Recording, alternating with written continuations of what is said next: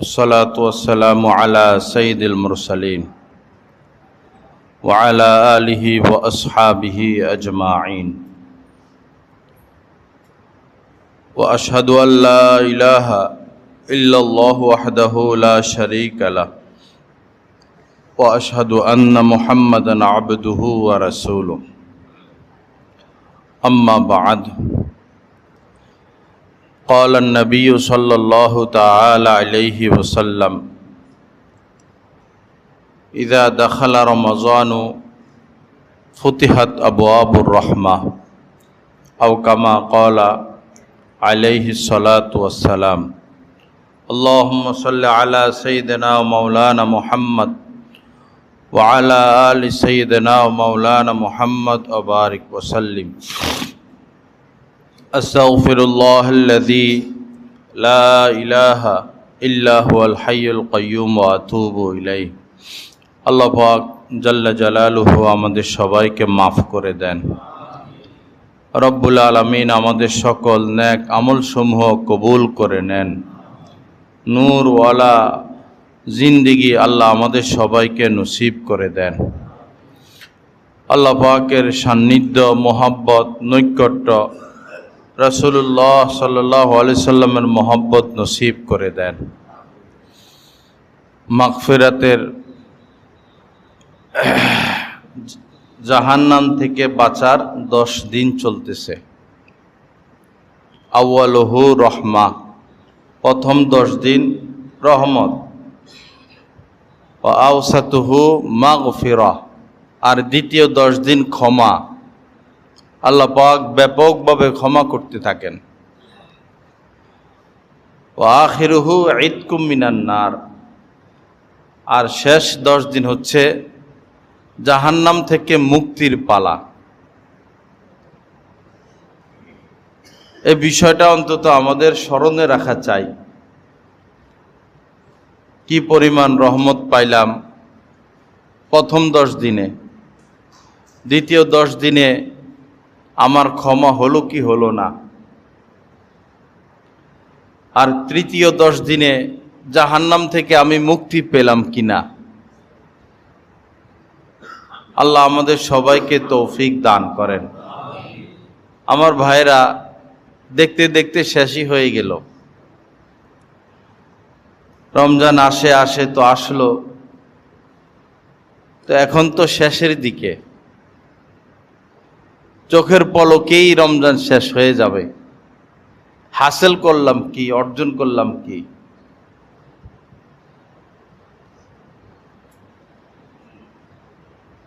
বরংস ভৈরবে যেটা দেখলাম, রমজানে মানুষ সুদের কারবার আরো বেশি করে। অন্যান্য সময় তো ব্যাংকে গেলে পা রাখা যায়, ব্যাংকের পরিবেশ এমন যে পা রাখা যায়, এখন পা রাখারও জায়গা নাই, সিঁড়ি পর্যন্ত সিরিয়াল।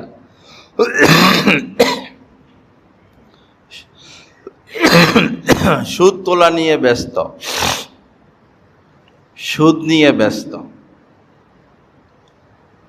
জুতা আনে, জুতা সেল করে, যত বেশি আনা যাবে তত বেশি বিক্রি করা যাবে। হাতে টাকা নাই তো ব্যাংক তো আছে, ব্যাংক থেকে টাকা নেয় আর সেল করে। কবে আর মানুষ হব? লাআল্লাকুম তাত্তাকুন, একই আয়াতে রোজা আল্লাহ পাক ফরজ করেছেন কেন? একই আয়াতে শেষ অংশে বলে দিলেন যেন তোমরা গুনাহ ছেড়ে দাও, গুনাহমুক্ত হও, পাপ মুক্ত হও। রমজানের আগে যারা কুদৃষ্টি করত, কুদৃষ্টিতে অভ্যস্ত, এরকম খুব কম মানুষই পাওয়া যাবে যে রমজান শুরু হওয়ার পর নজর, 2টা চোখকে তিনি হেফাজত করেন। বরং রোজা রাখে, কাজ তো নাই, বস মোবাইলে ব্যস্ত। মোবাইল ব্যবহার আরো বেড়ে গেল। 20 বছর 30 বছর আগে তো নেট ছিল না, টাচ মোবাইলও ছিল না, ওই সময় কি মানুষের সময় কাটতো না? বরং ওই সময় তো সময়টা ভালো কাটতো। কি হলো আমাদের? দুইটা চোখ হেফাজত করব আল্লাহর মহব্বতে, আল্লাহর ভয়ে, আল্লাহকে পাওয়ার আশায়, একটুক কাজ আমরা পারি না। পয়সা কামানোর জন্য জীবন বাজি রেখে ইতালি পর্যন্ত চলে যায়, সমুদ্র পার হয়, অর্ধেক চলে যায় কুমিরের পেটে, তিমির পেটে, অর্ধি ডুবে মরে। এদের জানাজাও নাই, এদের দাফন কাফনও নাই। মাছের পেটই হচ্ছে এদের কবর। কি কঠিন মুহূর্ত যাদের নৌকা ডুবে, প্রতিদিনই ডুবে। আর ওই চক্রের হাতে যারা পড়ে, কি মাফিয়া, সমানে পিটায় আর মা বাবার কাছে ভিডিও পাঠায়। 15-20 লাখ টাকা দিয়ে এক জায়গা থেকে ছুটায়, পরে আরেক জায়গায় গিয়ে ধরা পড়ে।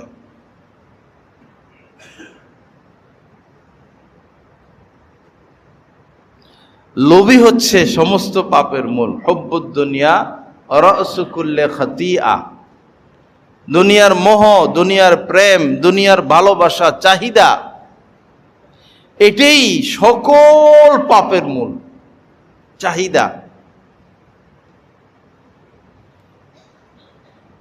চাহিদার এত পিপাসা আমাদের এক এক ব্যক্তির, এক এক মানুষের চাহিদা এই পরিমাণ, বঙ্গোপসাগরের পানি পান করাইলেও আমাদের চাহিদার পিপাসা আল্লাহর কসম 10 ভাগের 1 ভাগ মিটবে না, এই পরিমাণ চাহিদা। যে 10 জন ভৈরবের সবচেয়ে ধনী মানুষ, সবচেয়ে ধনী মানুষ, তাদের খবর নিয়ে দেখেন, আপনাদের থেকে শতগুণ তারা বেশি ব্যস্ত। আরো দরকার, আরো দরকার, আরো দরকার, আরো দরকার, আরো দরকার। ভৈরব রাখেন, বাংলাদেশের মধ্যে যে 10 জন সবচেয়ে ধনী, তাদের ব্যস্ততা আরো বেশি, তাদের চাহিদা আল্লাহর কসম আরো বেশি। বসার সময় নাই তাদের, দাঁড়ানোর সময় নাই, খাওয়ার সময় নাই, ঘুমানোর সময় নাই, হাঁটার সময় নাই। আরো দরকার, আরো দরকার, আরো দরকার। গতকালকে বাগেরহাট বিয়ে হইল, বউ নিয়ে যাচ্ছে বাড়িতে, স্বামী স্ত্রী শেষ, রাস্তায় শেষ, 14 জন একসাথে। 1 মিনিট আগেও কি এই ছেলে মেয়ে জানে যে আমাদের মৃত্যু?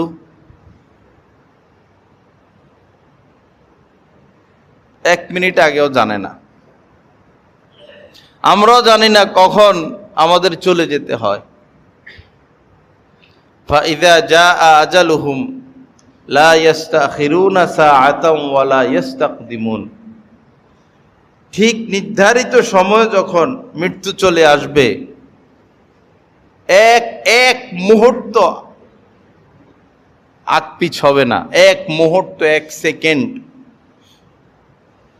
বৈরবেরই একটা ছেলে হাফ প্যান্ট পরা হুন্ডার পিছনে মেয়ে উঠেছে, একটা প্রেমিকা, এমন জোরে টান দিল হুন্ডা, নাটালের মোড় যাইয়া অ্যাক্সিডেন্ট, সেকেন্ডের মধ্যে শেষ।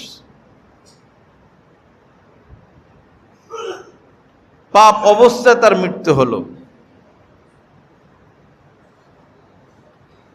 তওবা করে যদি মরতে না পারলাম, এই কুদৃষ্টি করা অবস্থায় যদি মারা যায়, আলেম ওলামার প্রতি বিদ্বেষ রেখে যদি মারা যায়, অন্তরে হিংসা রেখে যদি মারা যায়, গীবত করা অবস্থায় যদি মারা যায়, উপায়টা কি হবে? আল্লাহ আমাদেরকে মাফ করে দেন, গুনাহ বর্জনের তৌফিক দান করেন। সীমা লঙ্ঘন ঠিক না, ভৈরববাসী সীমা লঙ্ঘন করতেছে, সীমা লঙ্ঘন ঠিক না। এত সম্পদের প্রয়োজন নাই একজন মানুষের। সম্পদ তো এই পরিমাণ দরকার, যে পরিমাণ সম্পদ হলে আপনি চলতে পারবেন, আপনার সন্তান চলতে পারবে, এতটুকুই যথেষ্ট।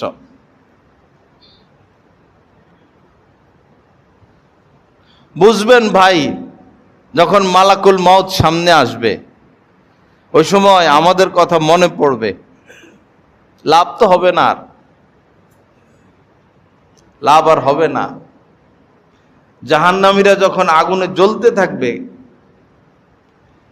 তো তারা ভাববে দুনিয়াতে বিপদ মুসিবত আসলে তো ধৈর্য ধরলে এটার ফল পাওয়া যেত, তো আমরা একটু ধৈর্য ধরি, কান্নাকাটি না করে, চিল্লাচিল্লি না করে ধৈর্য ধরবে, কষ্ট করে থাকবে, চিল্লাবে না। কিন্তু ওরা ধৈর্য ধরুক আর না ধরুক, কাফেররা জাহান্নামের আগুন থেকে কোনোদিন নিস্তার পাবে না।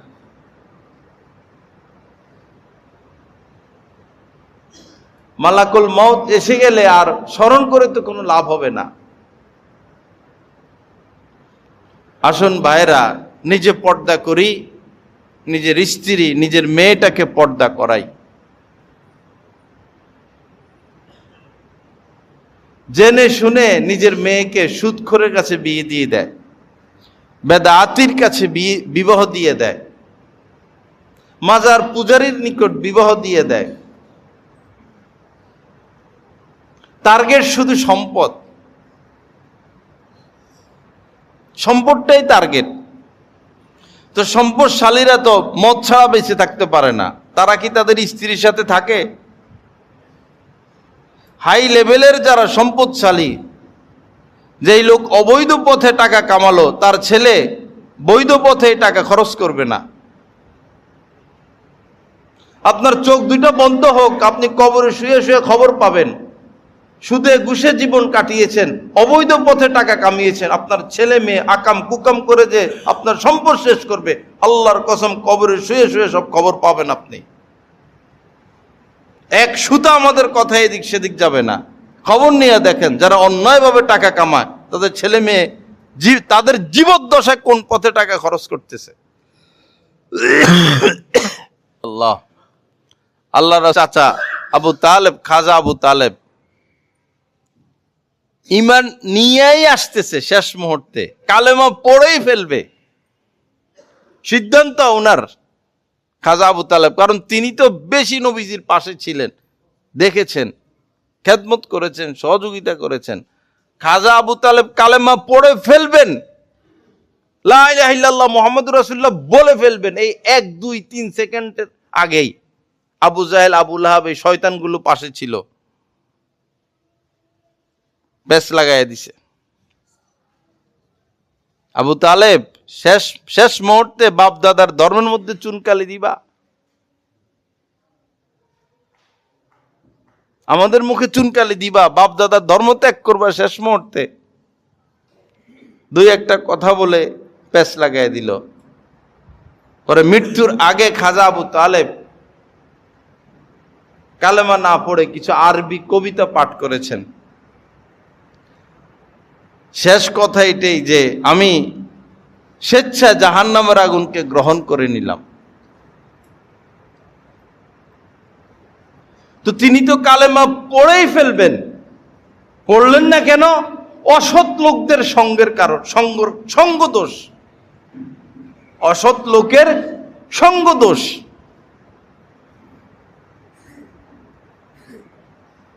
মসজিদে আসলে, দ্বীনি কথা শুনলে আমাদের মধ্যে একটা পরিবর্তন আসে, অনুভূতি যে জাগ্রত হয়, চক্ষু খোলে, বিবেক খোলে, না পাপের কাজ করব না।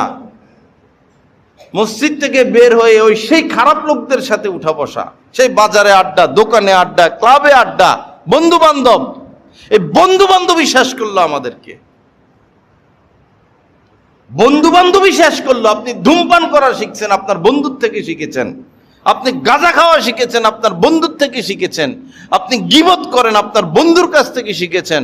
আপনি ঘন্টাকে ঘন্টা মোবাইলে সময় নষ্ট করেন, আপনার বন্ধুর কাছ থেকে শিখেছেন। আপনি সুদ খান, ঘুষ খান, আপনার বন্ধুর কাছ থেকে শিখেছেন। আপনার বাজে কথা বলার অভ্যাস, আপনার বাজে নেশা আপনার বন্ধুর কাছ থেকে শিখেছেন। আবার চিন্তা করে দেখুন, আপনার মধ্যে কোনো ভালো অভ্যাস, অবশ্যই কোনো ভালো বন্ধুর সঙ্গ সঙ্গ কোনো ভালো বন্ধুর থেকে আপনি এটা শিখেছেন। এই জন্যই নবীজি বলেছেন, লা তুসাহিবিল্লা মুমিনা, মুমিন ব্যতীত কাউকে বন্ধুরূপে গ্রহণ করবা না। 2-4 মিনিট 5 মিনিট যদি দুনিয়াদারদের সাথে বসি, ভিতরটা ময়লা লেগে যায়, অনুভব করে যে ময়লা লেগে গেছে ভালো করে, ভিতরটা উল্টাপাল্টা কথা মাথায় আসে। কাহারো বাসায় গিয়ে কোনো কারণে খাইলেই অনুভব হয় যে নূর অনেক চলে গেছে। কোনো আত্মীয় স্বজনের বাসায় তো যাই না, গেলেও অনুভব হয় যে সব শেষ হয়ে যাচ্ছে, তাড়াতাড়ি বাইর হইতে হবে এখান থেকে। নবীজি স্পষ্ট করেছেন, বাজার সবচেয়ে নিকৃষ্ট জায়গা। সে বাজারে দিন রাত আমরা সময় কাটাই, বাজারে সময় কাটাই। কবে আর মানুষ হব? লা ইলাহা ইল্লাল্লাহ। আল্লাহ আমাদের সবাইকে মাফ করে দেন, আল্লাহ পাক আমাদেরকে মাফ করে দেন। এক রাজা শিকার করতে বাইর হলো, জঙ্গলের গভীরে গেল, গিয়ে দেখলো এক যুবক, তার বিবস্ত্র চেহারা, শরীরে কোনো গোশত নাই, চামড়ার হাড্ডি এরকম বসে আছে। দুশ্চিন্তা, কেমন যেন চিন্তিত সে। তাকে দেখে ভয় পেয়ে গেলেন রাজা। পরে দেখলেন ওই যুবকের সামনে সব কঙ্কাল কঙ্কাল কঙ্কাল এগুলো নিয়ে বসে রয়েছে। তো রাজা বলল, তোমার শরীরের এই দশা, চেহারার এই দশা, কি চিন্তা করো, আর কঙ্কাল নিয়ে বসে আছো কেন? অনেক লম্বা কাহিনী।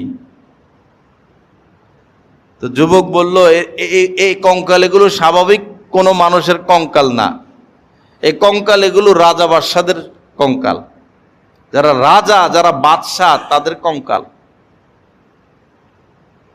তারা রাজত্ব খাটিয়েছে, প্রভাব খাটিয়েছে, পুরা সাম্রাজ্যের মালিক ছিল তারা। আজ তাদের কি দশা, তারা কি নিয়ে গেল, তাদের পরিণাম পরিণতি কি, তাদের কঙ্কালগুলো সামনে রেখে রেখে নিজেকে বুঝ দিচ্ছি, নসিহত গ্রহণ করতেছি যে আমিও তো একদিন আমি তো রাজা না, রাজাদের এই হালত, আমি তো সাধারণ মানুষ, আমার কি উপায় হবে? আমি আপনি সারা জীবন দৌড়াদৌড়ি করে কয় টাকার মালিক হতে পারবো? কয় টাকার মালিক হইতে পারবো? এক সময় তো এই পুরো কিশোরগঞ্জের মালিক একজনই ছিল, এই পুরো ভৈরবের মালিক একজনই ছিল। আজ সে কোথায়? তার সম্পদ কোথায়? তার বংশ কোথায়? তার নাম কি? তার ঠিকানা কি? সে কে ছিল?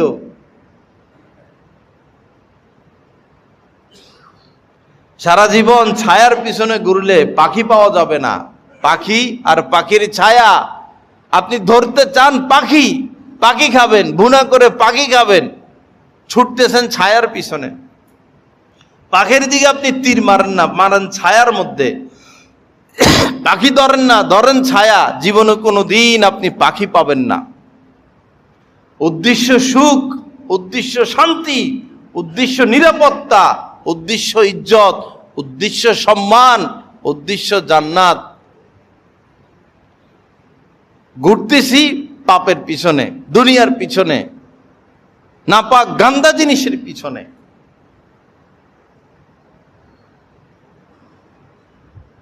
এক জায়গায় আমি বয়ান করেছিলাম, হইচই লেগে গেছে ওই বয়ানে। আমি বলেছিলাম একজন মুসলমান চুরি করতে পারে, ডাকাতি করতে পারে, সন্ত্রাসী করতে পারে, গীবত করতে পারে, মিথ্যা কথা বলতে পারে, মানুষের সম্পদ লুণ্ঠন করতে পারে। একজন মুসলমান কোনো কারণে খুন পর্যন্ত করতে পারে, আহত করতে পারে। একজন মুসলমান সুদ খাইতে পারে না। একজন মুসলমান সুদ খাইতে পারে না, কারণ সুদ খাওয়া মানে আপন মায়ের সাথে ব্যভিচারে লিপ্ত হওয়া। কত নিকৃষ্টতম কাজে আপনারা জড়িত। ফাঁসি দিয়ে বিষ খেয়ে মরে যাওয়া উচিত সুদখোরদের। যারা সুদের সাথে লিপ্ত এদের বিষ খেয়ে মরে যাওয়া উচিত। এরা নিজের মায়ের সাথে পাপে লিপ্ত।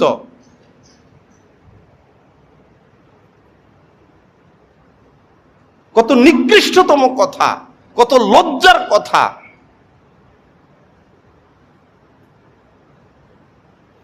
আল্লাহ আমাদেরকে মাফ করে দেন, আল্লাহ সহি বুঝ দান করেন, আল্লাহ পাক ফিরে আসার তৌফিক দান করেন।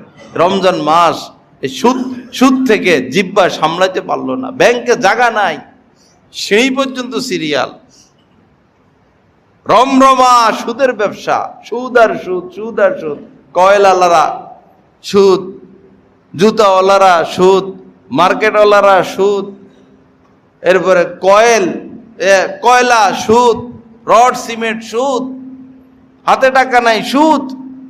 আনো সিসি আনো ব্যবসা করো, সিসি আনো ব্যবসা করো। গজব মাথার উপরে। লেগে গেছে বিশ্বযুদ্ধ। যারা যুদ্ধ লাগায় ওই রাজা বাদশারা, ওই শয়তানেরা মাটির নিচে ঘরবাড়ি বানাইয়া রাখছে। পরমাণু বোমা মারবে আর তারা তো মাটির নিচে ঘর দুয়ার, এসি, খাবার দাবার, অক্সিজেন কয়েক কিলোমিটার নিচে, তাদের কিছু হবে না। রাজা বাদশাদের কিছু হবে না, সাধারণ সৈনিক শেষ, সাধারণ মানুষ শেষ।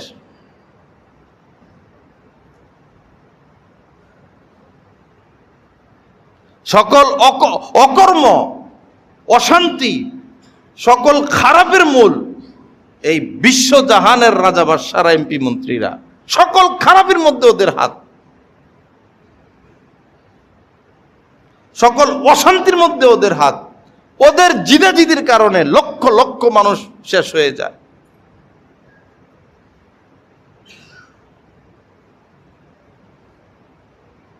কিন্তু ওদেরকে দেখলে পারি না আমরা সেজদা দিতে।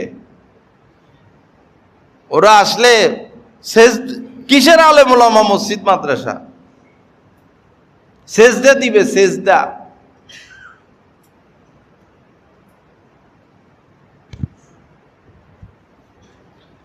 লা ইলাহা ইল্লাল্লাহ। আল্লাহ আমাদেরকে মাফ করে দেন, আল্লাহ পাক সহি বুঝ দান করেন। আমার ভাই, লাআল্লাকুম তাত্তাকুন, লাআল্লাকুম তাত্তাকুন। রোজা কেন ফরজ করেছেন? লাআল্লাকুম তাত্তাকুন।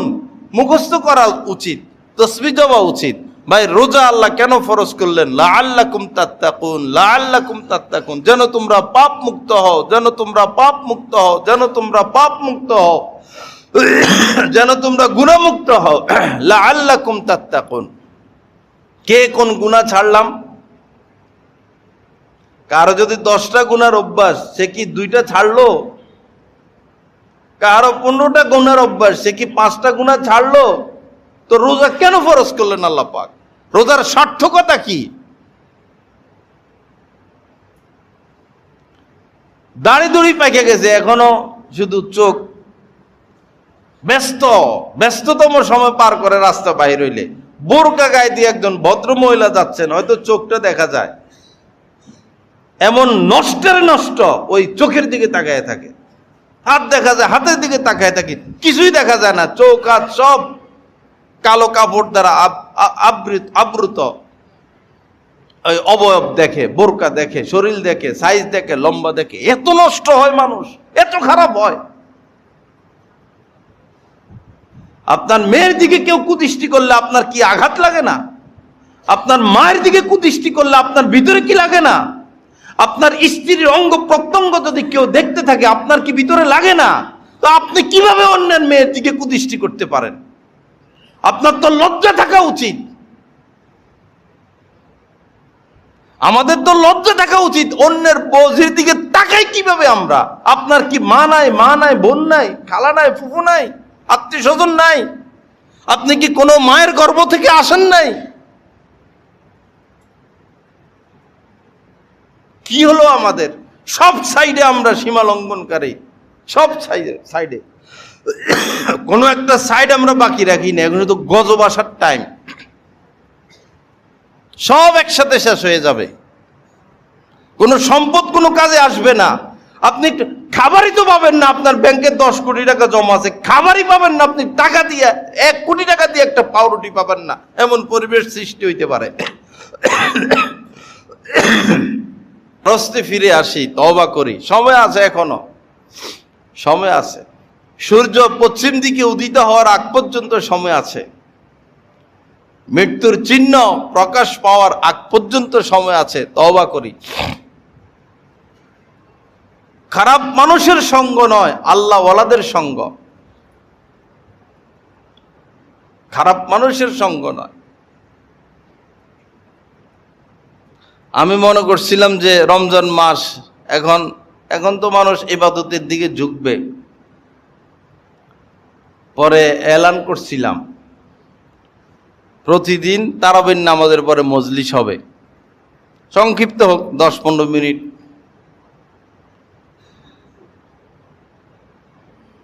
পরে এখন আর কি বলার, মশা মাছির সাথে মজলিস করা লাগবে আর কি। মশা ছাড়া আর কাউরে দেখি না, ডাইনেও মশা, বামেও মশা, মশা মাছির ওয়াজ করা লাগবে। ব্যস্ত ব্যস্ত ব্যস্ত। যাদের জন্য ব্যস্ততা, মনে রাখবেন সেই স্ত্রী সন্তানের থেকেই সবচেয়ে বেশি আঘাত পাবেন, সবচেয়ে বেশি কষ্ট পাবেন। কারণ আল্লাহ পাক বলেছেন, এরা তোমাদের দুশমন, এরা তোমাদের দুশমন। এদের মায়ার টানে তোমরা আমার থেকে দূরে সরে থাকো। লা ইলাহা ইল্লাল্লাহ। আল্লাহ আমাদের সবাইকে মাফ করে দেন। আল্লাহ পাক নসিহত গ্রহণের তৌফিক দান করেন। আমার ভাইরা, যাকাত, ফিতরা যে বিষয়টা, গরিবের হইল 110 টাকা,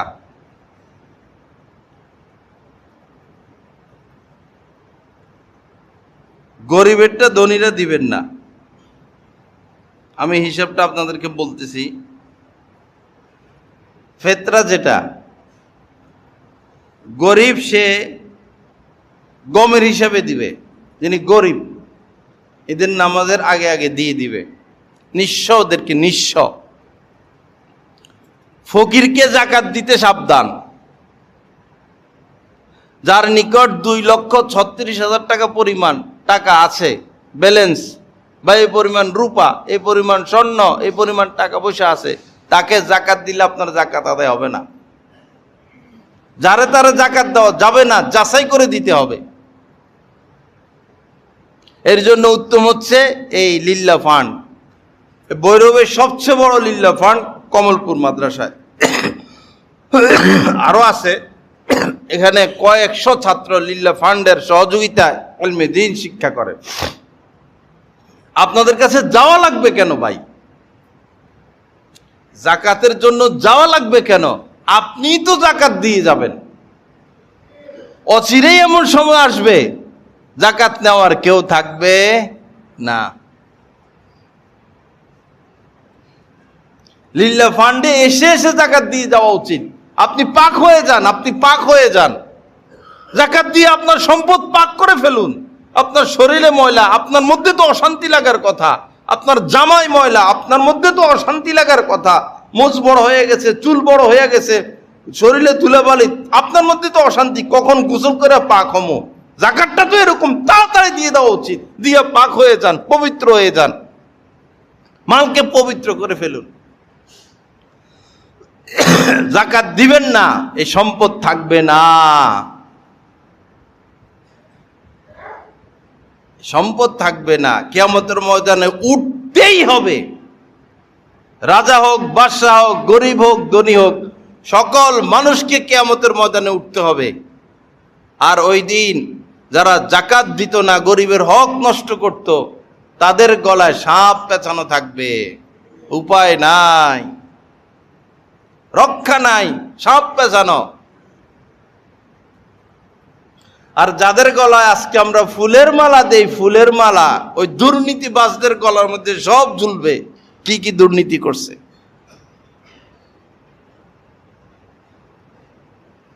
যে যা চুরি করবে, যে যা দুর্নীতি করবে, সব গলার মধ্যে ঝুলিয়ে দেওয়া হবে। এজন্য বান্দার হক আদায় করে দেওয়া চাই, বান্দার হক আদায় করে দেওয়া। লা ইলাহা ইল্লাল্লাহ। আল্লাহ আমাদের সবাইকে মাফ করে দেন। গমের হিসাবে ফেতরা আসবে 110 টাকা, এক সা 1 কেজি 650 গ্রাম 110 টাকা। গরিবের 110 টাকা করে দিবে, কিন্তু যার অর্থ সম্পদ ভালো তিনি দিবেন পনিরের মূল্য। পনিরের মূল্য এক সা অর্থাৎ 3 কেজি 300 গ্রাম মূল্য আছে 2805 টাকা। যাদের অবস্থা ভালো, আপনি আপনার স্ত্রী সন্তান যদি 51ভুক্ত পরিবার হন, এক একজন 2805 টাকা করে ফেতরা দিয়ে দিবেন। মধ্যবিত্ত যারা, তারা হয় জবের হিসাবে দিবে বা খেজুরের হিসাবে দিবে। মধ্যবিত্তরা যদি জবের হিসাবে দেয় তাহলে মূল্য আসবে 595 টাকা। আর একটু যদি মধ্যবিত্ত থেকে একটু উপরে, তারা খেজুরের হিসাবে দিবে, তাদের মূল্য আসবে 2475 টাকা। এই ফিতরা দিয়ে দিলে বিপদ মুসিবত বহু কিছু থেকে নিজের সন্তানেরা মুক্ত থাকে, নিজে মুক্ত থাকে। কিছু মানুষ আছে অসুখ ভালো হয় না, বিপদ যায় না, আসলে ফেতরা দেয় না, জাকাত দেয় না, সদকা করে না। আল্লাহর হস্তে প্রতিদিন কিছু কিছু সদকা করি আমরা, দেখবেন ভাই আপনার হাজার হাজার টাকা বেঁচে যাচ্ছে, হাজার হাজার টাকা বেঁচে যাবে। প্রতিদিন কিছু কিছু সদকা, 5 টাকা 10 টাকা 20 টাকা 50 টাকা অবস্থা অনুযায়ী প্রতিদিন কিছু কিছু সদকা, হাজার হাজার টাকা, লক্ষ লক্ষ টাকা আপনার বেঁচে যাবে। একটু মুঠ বন্ধ না করে একটু মুঠটা খুলি, হাতের মুষ্টিটা খুলি। দিছেন তো আল্লাহ, কার জন্য আপনি মুষ্টি বন্ধ করে রাখবেন? আল্লাহ রিজিক যতটুকু রেখেছে এর বেশি খাইতে পারবো না। ডিম কয়টা আমার আপনার রিজিকে লেখা আছে, খেজুর কয়টা লেখা আছে, চাউল কি পরিমাণ লেখা আছে, ডাউল কি পরিমাণ লেখা আছে, জামা কয়টা পরবো লেখা আছে, জুতা কয়টা পরবো সব নির্ধারিত। পাগলের মতো দৌড়াদৌড়ি করলেই যে আপনি বেশি কিছু ব্যবহার করতে পারবেন, বিষয়টা এমন না। আর ধনীরা তো ব্যবহার করে না, খায় না, ঘুম নাই, রিজিক নাই।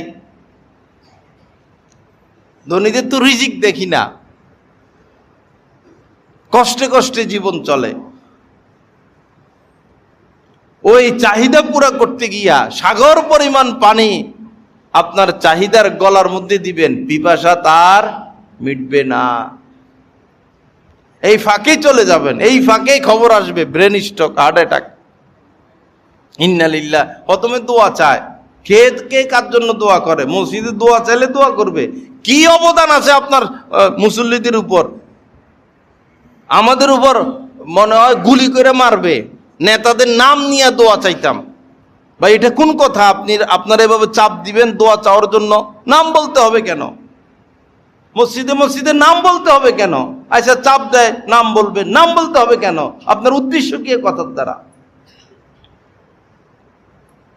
আর হেরা আইসা মনে গুলি করে দিবে তাদের লোকদের নাম না বললে।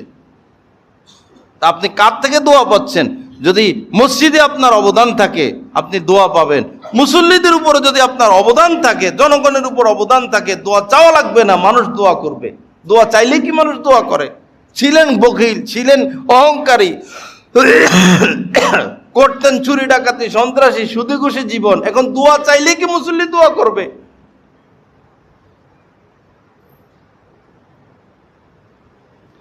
লা ইলাহা ইল্লাল্লাহ। আল্লাহ আমাদের সবাইকে মাফ করে দেন, সহি বুঝ দান করেন। আমার ভাইরা, আল্লাহর হস্তে জাকাত দিয়ে দেই। হিসাব রাখবেন গত বছর কত রোজায় আপনি হিসাব করেছিলেন। মনে করেন 20 রোজা, এবছর ঠিক 20 রোজা আসলেই আপনার উপর জাকাত ফরজ হয়ে গেল। মালের হিসাব করতে হবে। এমনি আন্দাজে কিছু জাকাত দিয়ে দিলে ব্যাপারটা এমন না। মালের হিসাব করা পাই টু পাই। গত সপ্তাহে বিস্তারিত বলেছি আমি।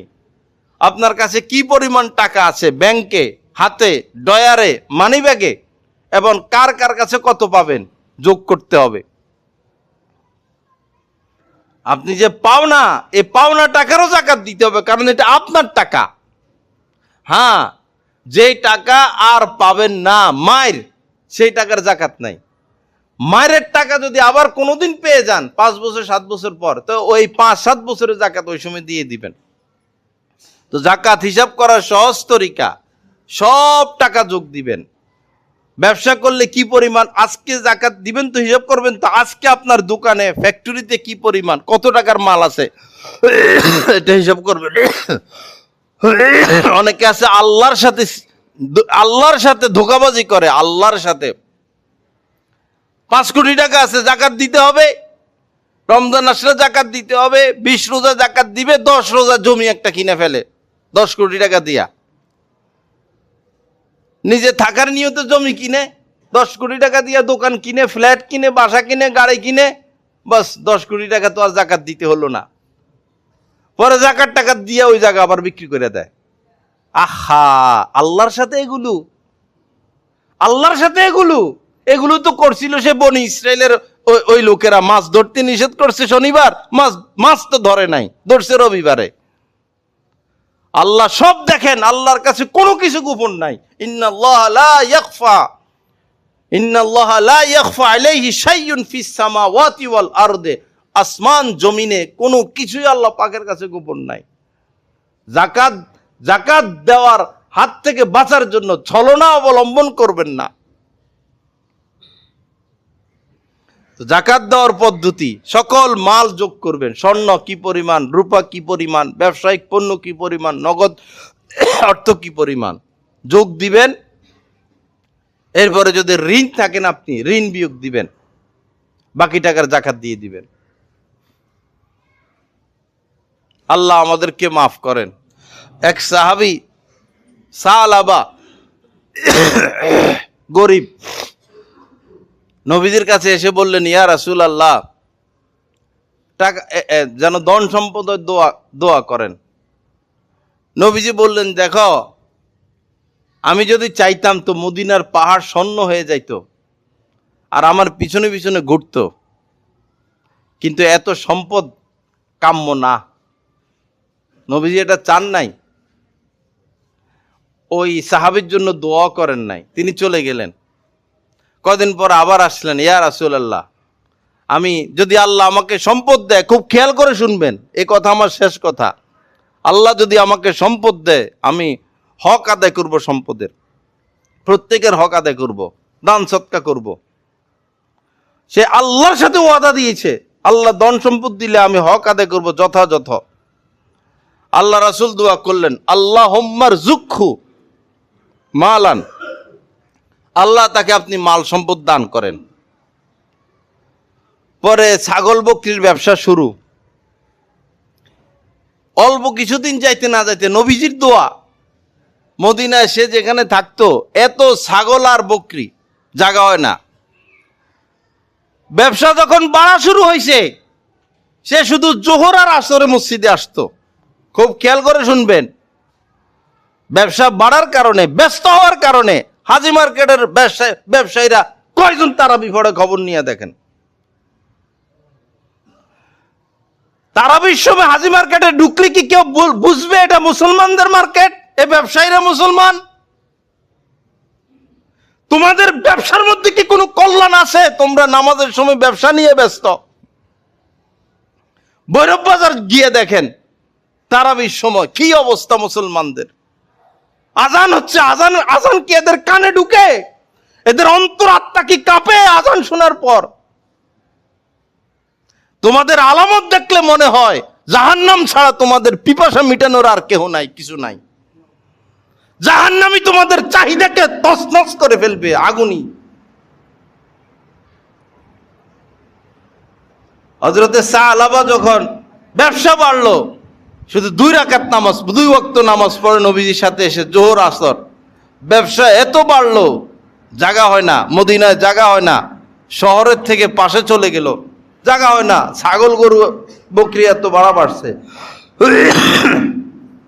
মদিনার থেকে বাইর হওয়ার পরে এখন শুধু জুমা পড়তে আসে, ব্যবসা ব্যবসা ব্যবসা, শুধু জুমা পড়তে আসে নবীজির সোহবতে, আর বাকি নামাজ সেখানে পড়ে। আর এত বাড়া বাড়ছে ছাগল আর বকরি, মদিনার পাশে আর জায়গা হয় না, আরো দূরে চলে গেল, এখন অনেক দূরে গেছে, এখন জুমায়ও আসে না, 5 ওয়াক্ত নামাজও আসে না, সেখানে তাকে ব্যবসা ব্যবসা ব্যবসা ব্যবসা, কোটিপতি হয়ে গেছে সে। রাসূলের দোয়া, কিন্তু সে আল্লাহর সাথে অঙ্গীকার করেছে। পরে এই সময় জাকাতের আয়াত নাজিল হলো, জাকাতের হুকুম নাজিল হলো, জাকাত দিতে হবে। আল্লাহ রাসূল হযরতে সালাবার নিকট লোক পাঠাইলেন, এই নিয়মে জাকাত দিতে হবে, বকরির এই নিয়ম, ঘোড়ার এই নিয়ম, উটের এই নিয়ম। পরে সে নিয়ম কানুন শুনে মন্তব্য করলো, এটা তো জিজিয়া করের মতো মনে হচ্ছে, জাকাত কি? জিজিয়া কর মানে হচ্ছে কোন মুসলিম দেশে যদি কাফেররা থাকে তো তারা একটা ট্যাক্স দিবে, এই ট্যাক্সের বিনিময়ে মুসলিম সরকার তাকে নিরাপত্তা দিবে, এটাকে বলে জিজিয়া কর। সে মন্তব্য করলো এটা তো জিজিয়া কর। আচ্ছা পরে আসো ভেবে দেখি, যারা জাকাত আনতে গেল তারা কাজটা সেরা আবার গেল, সে আবারও এটা বললো এটা তো জিজিয়া কর, জাকাত জাকাত তো বুঝে আসে না। নবীজির কাছে তারা ফিরে আসলো, নবীজি জিজ্ঞাসা করলেন সালাবার খবর কি? ওই সাহাবারা বললেন, আপনি এখানে বসে বসে হাসেন কেন? হাসার ওয়াজ করতেছি, কি বসে বসে হাসে, বসে বসে হাসে। নবীজি বললেন যে সালাবার খবর কি? তারা বলল, সালাবা বললেন জাকাত মানে জিজিয়া কর। নবীজি 3 বার আফসোস করছেন, সালাবার জন্য 3 বার আফসোস করছেন, কলিজা ফেটে গেছে নবীজির এ কথা শুনে। ওই মজলিসে সালাবার আত্মীয় স্বজন ছিল, ছুটে গেছে, দৌড়ে গেল যে হায় আফসোস, রাসূল অসন্তুষ্ট হয়ে গেছেন, কি বললা তুমি, এটা কি করলা? সাথে সাথে আয়াত নাজিল হয়ে গেছে কোরআনে পাকের, যে তাদের মধ্যে এমন এমন লোক আছে যারা আল্লাহর সাথে ওয়াদা ভঙ্গ করেছে। তিনি তো আল্লাহর সাথে ওয়াদা করছেন, আল্লাহ যদি মাল দেয় আমি যথাযথ হক আদায় করবো, আল্লাহর সাথে ওয়াদা ভঙ্গ করছেন। সাথে সাথে আয়াত নাজিল হয়ে গেছে। দৌড়ে গিয়ে সালাবার কাছে গেল আত্মীয় স্বজন, কি করলা তুমি, কি করলা, এই ঘটনা। সালাবা ছুটে আসছে, কারণ গজব তো চলে আসবে। আয়েশা রাসূলের পা ধরছে, ইয়া রাসূলুল্লাহ আমার মালের জাকাত গ্রহণ করুন। নবীজি বললেন, আল্লাহ তোমার মালের জাকাত নিতে আমাকে নিষেধ করছেন। বহু কাকুতি মিনতি করলেন, আল্লাহর জাকাত টাকা দিয়ে কি করবেন, আল্লাহর কোনো অভাব আছে? অনেক চেষ্টা করার পরে নবীজির কথা তো কথাই, সে এখন কি করবে, মাটি নিক্ষেপ করতেছে নিজের মাথায়, নিজের মুখে, নিজের দেহে, কি করলাম কি করলাম কি করলাম। নবীজির কথা তো কথাই, ফিরে গেল, অশান্তির আগুনে বসবাস করতেছে। এই ফাঁকে নবীজি দুনিয়া থেকে চলে গেলেন। সিদ্দিকে আকবর ক্ষমতায় আসলেন, ছুটে আসছেন তার কাছে, আমার মালের জাকাত গ্রহণ করুন। এখন মাল নিয়ে আগুনে আছে সে, এখন মাল অটোমেটিক বাহির হইতেছে, কিন্তু আছে তো আগুনের মধ্যে, আমার মালের জাকাত গ্রহণ করুন। সিদ্দিকে আকবর বললেন, নবীজি তোমার মালের জাকাত নেয় নাই, আমিও তোমার মালের জাকাত নিব না। এইভাবেই সে আগুনে বসবাস করতেছে। সিদ্দিকে আকবর মারা গেলেন, দুনিয়া থেকে বিদায় নিলেন। হযরতে ওমর ক্ষমতায় বসলেন, 10-12 বছর রাষ্ট্র চালাইছেন। সাহাবা ফিরে আসছেন, আমার মালের জাকাত গ্রহণ করুন। মাল দিয়ে কি করব? মাল তার বিপদের কারণ হয়ে গেল। হযরত ওমর বললেন, নবীজি তোমার জাকাত নেয় নাই তোমার মালের, সিদ্দিকে আকবর তোমার মালের জাকাত নেয় নাই, আমি ওমরও তোমার মালের জাকাত নিব না। হযরত ওসমান ক্ষমতা আসলেন, আবার সে ফিরে আসলো, আমার মালের জাকাত গ্রহণ করুন। একই কথা, আমার পূর্বসূরীরা তোমার মালের জাকাত নেয় নাই, আমিও নিব না। এই অবস্থায় সে মারা গেছে।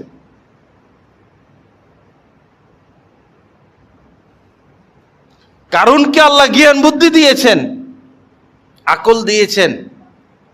হযরত মূসা বললেন, তুমি তোমার মালের যাকাত দাও, আমরা কেউ কারুনের মতো সম্পদশালী হতে পারবো না। কারুনের গোডাউনের চাবি বহন করার জন্য কাফেলা ছিল, বিশাল বড় কাফেলা, বহু যুবক ছেলে শুধু তার চাবি বহন করত, এত মাল কারুনের। সে মূসা আলাইহিস সালামের নামে মিথ্যা অপবাদ দিয়ে দিল। এক মহিলাকে কন্টাক্ট করছে লক্ষ লক্ষ টাকা দিয়া, মূসা আলাইহিস সালামের নামে মিথ্যা অপবাদ দিবা।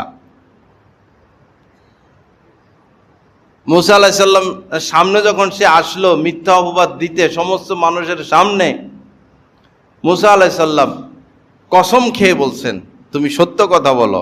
মহিলার শরীরে কম্পন সৃষ্টি হয়ে গেছে, মহিলা সত্য কথা বলল। মূসা আলাইহিস সালাম সেজদায় পড়ে গেলেন। আল্লাহ বললেন, তুমি এদের ব্যাপারে যে রায় দাও সেটাই রায়। মূসা আলাইহিস সালাম জমিনকে বললেন, জমিন এদেরকে তুমি খাও। কারণ আর যারা এই ষড়যন্ত্রের সাথে ছিল, এই হাঁটু পরিমাণ মাটির নিচে ঢুকে গেল, তারা মূসার কাছে মাপ চাইতেছে। মূসা আলাইহিস সালাম বললেন, না, মাটি তাদেরকে গ্রাস করো। গলা পরিমাণ মাটির নিচে চলে গেল। শেষ মুহূর্তে তাদের কত আকুতি, কত মিনতি। আবারও বললেন, মাটি এদেরকে খেয়ে ফেল। কেউ কেউ বলেছেন এখনো কারণ এই নিচের দিকে যাচ্ছে। আল্লাহকে ভয় করি, আল্লাহকে ভয় করি, আল্লাহকে ভয় করি। গুনাহ ছেড়ে দেই বাবা, গুনাহ ছেড়ে দেই, শান্তির জীবন গ্রহণ করি। গুনাহ ছাড়তে পারেন না, যাকে ভালো লাগে একজন আলেমের সঙ্গ গ্রহণ করেন, নিজেকে ন্যস্ত করেন। বউ মানুষ বায়াত হয়, আসা যাওয়া রাখে, ন্যস্ত করে না, নিজেকে ন্যস্ত করে না। লাশ যেভাবে নিজেকে ন্যস্ত করে দেয়, লাশ আমাকে গোসল করাইয়া দেন, যারা গোসল করায় তারা লাশকে ইচ্ছা মতো গোসল করাইতে পারে, কারণ লাশ নিজেকে ন্যস্ত করে দিয়েছে। কোন আল্লাহওয়ালার কাছ থেকে যদি পুরাপুরি ফায়দা পেতে হয়, নিজেকে ন্যস্ত করে দিতে হবে, সম্পূর্ণ সঁপে দিতে হবে। আমাকে মানুষ বানাইয়া দেন।